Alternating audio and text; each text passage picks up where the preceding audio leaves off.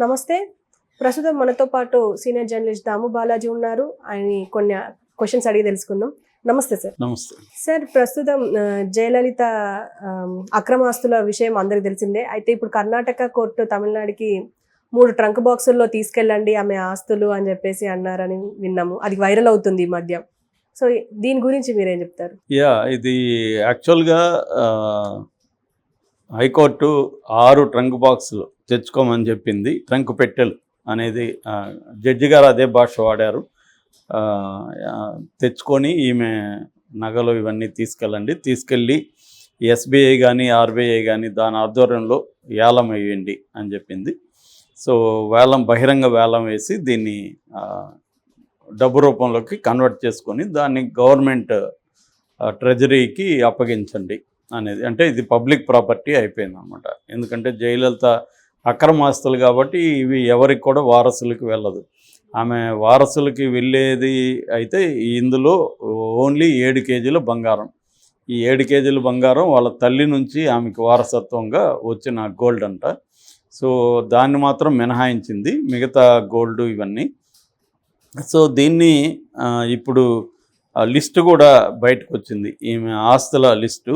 అదేంటంటే 700 కేజీల బంగారు, 700 కేజీల బంగారు, 700 కేజీల వెండి, 740 చెప్పులు, 7040 గ్రాముల వజ్రాలు, తర్వాత 11,344 పట్టు చీరలు, 250 శాలువాలు, 12 ఫ్రిడ్జ్లు, 10 టీవీలు, 8 వీసీఆర్లు, 1 వీడియో కెమెరా, 4 సీడీ ప్లేయర్లు, 2 ఆడియో డెక్కులు, 24 2-in-1 టేప్ రికార్డులు, 1000 క్యాసెట్లు, వీడియో క్యాసెట్లు, 3 ఐరన్ దాని ఏమంటారు ఒక పెట్టెలు లాంటివి, ర్యాక్ బీరువాళ్ళు అంటాం కదా అటువంటివి. తర్వాత ఇంకా డైమండ్సే ఎక్కువ ఉన్నాయి. సో ఇందులో పట్టు చీరలు ఇవన్నీ ఇప్పుడు ఇన్ని వేల అని చెప్తున్నారు. యాక్చువల్గా ఇది ఆమె ఆస్తుల్లో 10% కూడా లేదనేది వాస్తవం.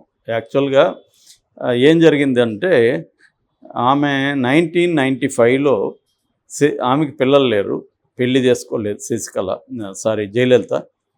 అయితే ఆమె దాని తర్వాత శశికళ ఆమెకు పరిచయం అయింది. శశికళ వాళ్ళ హస్బెండ్ పిఆర్గా ఉండేవాడు.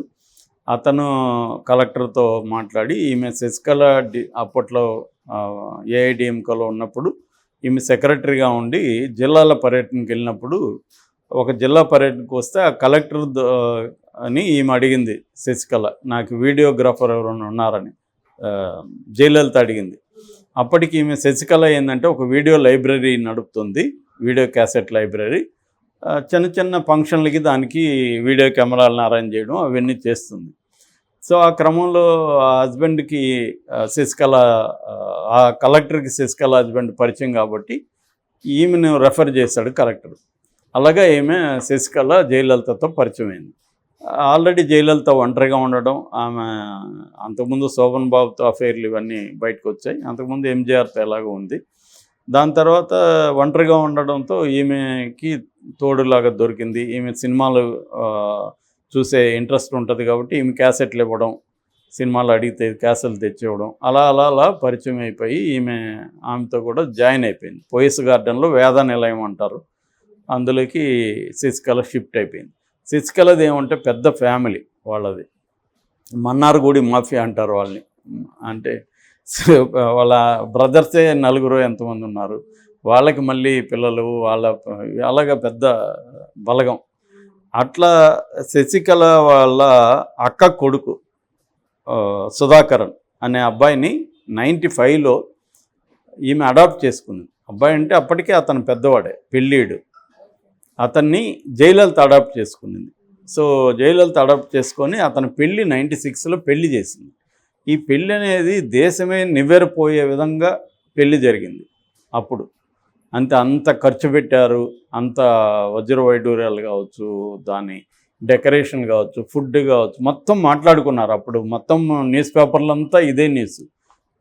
ఇలాంటి పెళ్ళి రాజులు కూడా చేసుండ్రు అన్న విధంగా చేసింది. దాంతో ఒక్కసారిగా జయలలిత ఇంత ఇదిగా ఖర్చు పెట్టిందంటే ఈమె ఎంత సంపాదించుంటుంది, ఈమె ఆస్తులు ఎంత అన్న చర్చ మొదలైంది. దాంతో సుబ్రహ్మణ్య స్వామి, ఆమె జయలలిత పాలిట ఒక యముడుగా చెప్పుకోవచ్చు. సో సుబ్రహ్మణ్య స్వామి కేసు వేశాడు ఆమె మీద. ఈమె డిస్ప్రపోర్షనేట్ అసెట్స్ అనే కేసు అంటారు దాన్ని, అది వేశాడు. దాని తర్వాత ఈ కేసు తమిళనాడులో ఉంటే న్యాయం జరగదని సుప్రీంకోర్టులో మళ్ళీ ఏం చేశారంటే దీన్ని వేరే రాష్ట్రానికి ట్రాన్స్ఫర్ చేయనప్పుడు కర్ణాటకకి కేసు ట్రాన్స్ఫర్ అయింది. సో అక్కడ నుంచి కర్ణాటక హైకోర్టు ఏం చేసిందంటే కొట్టేసింది 2015 ఆ ప్రాంతంలో. ఈమె యాక్చువల్గా ఈ కేసు వల్లే ఫస్ట్ ముఖ్యమంత్రి ఒక అక్రమాస్తుల కేసులో లేదు సిట్టింగ్లో ఉన్న ముఖ్యమంత్రి ఒక కేసులో దోషిగా తేలి పదవి వదులుకోవాల్సి రావడం ఫస్ట్ ఈమెతో స్టార్ట్ అయింది. ఆ తర్వాత మళ్ళీ చాలా ఉన్నాయనుకో, మనకి లల్లు ప్రసాద్ యాదవ్ ఉన్నాడు, నిన్న మొన్న ఆయన హేమంత్ సొరేన్ ఉన్నాడు, వీళ్ళందరూ ఉన్నారు. ఫస్ట్ కేసు ఈమె అనమాట. అలాగే ఏం పదవి వెళ్ళింది, బట్ హైకోర్టు ఎలా చెప్పేసరికి మళ్ళీ ఆమె పదవిలోకి వచ్చింది. దాని తర్వాత ఆ కేసు నడుస్తూ ఉన్నింది. దాంతో సుప్రీంకోర్టు ఫైనల్గా ఆమెకి 4 ఏళ్ల జైలు శిక్ష విధించింది, 100 కోట్ల ఫైన్ వేసింది. ఈ 4 ఏళ్ళు 4 కేసింది అనమాట మొత్తం. ఈ శశికళకు, ఇలవరసి అని ఇంకొక ఆమె ఉంది వాళ్ళల్లో, ఆమెకు సుధాకరన్, జయలలిత 4 కేస్తే ఈ లోపల ఆమెకి ఆరోగ్యం బాగాలేక హాస్పిటల్లో చేరడం, ఆమె చనిపోవడం. దాని తర్వాత శశికళ 4 ఏళ్ళు జైలు శిక్ష అనుభవించింది. వీళ్ళందరూ అనుభవించి వచ్చారు బయట. సో ఇప్పుడు ఆ నగలు ఇక్కడే ఉండిపోయింది. కర్ణాటక హైకోర్టుకి ఈ కేసును డీల్ చేయడానికి 5 కోట్లు ఖర్చు అయింది. దాన్ని కూడా తమిళనాడు గవర్నమెంటే ఇవ్వమని కర్ణాటక హైకోర్టు ఆదేశిస్తుంది. ఆల్రెడీ తమిళనాడు గవర్నమెంట్ 5 కోట్లు కర్ణాటకకి ఇచ్చేసింది. ఇప్పుడు ఈ నగలు ఇవన్నీ ఏంటంటే శశికళ పట్టుకుపోయేసింది మొత్తం. ముందుగానే హుషారుగా శశికళ మన్నార్గూడ మాఫియా అంతా ఏం చేశారంటే పట్టుకెళ్ళిపోయారు. మధ్యలో కూడా శశికళకి ఆమె గొడవలు వచ్చి శశికళను తరిమేసింది. మళ్ళీ వచ్చి చేరింది కొంతకాలం తర్వాత. జయలలితకి ఏంటంటే ఆమె ఒంటరిగా ఉండిపోవడం, కుటుంబం లేకపోవడం, షీ నీడ్స్ ఏ కంపెనీ. దాంతో ఈమె శశికళ చేరింది.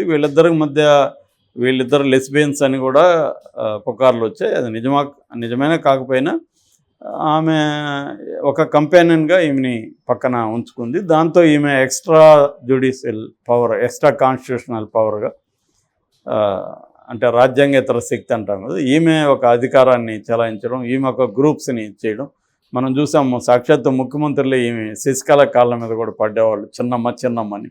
ఆమెని అమ్మ అనేవాళ్ళు, ఈమెను చిన్నమ్మ అనేవాళ్ళు. అలాగే ఈమె సాష్టాంగ, అది కూడా మామూలుగా ఇలా అనడం కూడా కాదు, సాష్టాంగ దేవుడు ముందు పడినట్టు పడేవాళ్ళు. అట్లాంటిది చూసాము. కానీ మోడీ మాట ఈమె వినలేదంటారు. సో దాంతో మోడీ పవర్ ఏంటో చూపించాడు, ఈమె జైలుకి వెళ్ళింది. అంతవరకు ఇది స్టే ఉనింది. మోడీ అనుకున్న తర్వాత ఈమెకి జైలు శిక్ష పడింది. 4 ఏళ్ళు జైల్లో వచ్చినా కూడా ఆమెకేం కంట్రోల్ లేదు. మళ్ళీ రాజకీయాల్లోకి వస్తే ఏమన్నా మళ్ళీ మోడీ ఏమన్నా ఇబ్బంది పెడతాడేమని సైలెంట్గా ఉంది ప్రజెంట్. ఇప్పుడు ఆమె ఆస్తుల్ని హైకోర్టు ఆమె అన్నీ పట్టుకుపోగా ఇవి మిగిలాయి. ఎందుకంటే జయలలితకు ఉండే ఒక నేచర్ ఏంటంటే రేర్ డైమండ్స్ ఎక్కడ వేలం ఉన్నా ఈమె కొనిపిస్తుందంట వాటిని. రేర్ డైమండ్స్, రేర్ వజ్రాలు, ఇంకా రకరకాల వాటికి ఏమన్నా పేరు పెట్టండి, అవన్నీ రేర్ కాస్ట్లీ ఐటమ్స్ ఏమున్నా వాటిని కలెక్ట్ చేయడం అనేది జయలలితకి ఇంట్రెస్ట్. అట్లాగే పట్టుచీరలు కూడా ఈ 11,000 కాదు, కనీసం ఒక 50-60 ఉంటాయని చెప్తారు. మామూలుగా ఇవాళ నాకు తెలిసిన వాళ్ళకే ఉన్నాయి 10,000 చీరలు ఉన్నవాళ్ళు నాకే తెలుసు. కాబట్టి మామూలు ఒక అప్పర్ క్లాస్ ఉమెన్కే చీరలు అన్నీ ఉండే వాళ్ళని నేను చూశాను. వాళ్ళు ఒకసారి కడితే ఇంకా కట్టరు జీవితంలో. ఎందుకంటే ఒకసారి కట్టి ఫోటో పెట్టేస్తే అది అందరూ చూస్తారు కాబట్టి మళ్ళీ నేను దాన్ని ఎలా కట్టాలని అడుగుతారు. ఒకవేళ వీళ్ళు ఫంక్షన్కి వెళ్ళినా మొన్న నువ్వు ఫేస్బుక్లో పెట్టావు కదా ఈ శారీని అడుగుతున్నారంట. అందువల్ల ఇటువంటి ఒక కన్జ్యూమర్ కల్చర్ అనేది బాగా పెరిగిపోయింది. ఇది ఎప్పుడు ఇవేవి లేనప్పుడు 95లో ఇంకా మనకి సంస్కరణలు పెద్దగా అమలు కాలేదు. అప్పటికే ఈమె ఇంత స్థాయిలో ఇది చేయడం అంటే నిజానికి జయలలిత తమిళనాడుకి చాలా చేసింది. అక్కడ ప్రజలకి అమ్మని పొరచ్చి తలైవని చాలా గౌరవంగా చూస్తారు.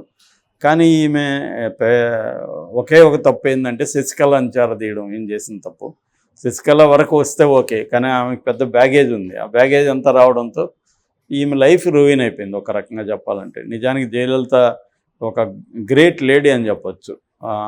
అనేక కష్టాలను వదులుకొని ఒక ఐరన్ లేడీ లాగా రావడం, ఈ మేల్ డామినెంట్ సొసైటీలో నిలబడడం అన్నీ చేసి కూడా ఆమెకుండే ఒకనొక బలహీనతలో ఈ ఆస్తులను పోగేసుకోవడం ఆయన జీవితాన్ని కానీ మొత్తం రూయిన్ చేసేసిందంటే మనం అర్థమవుతుంది.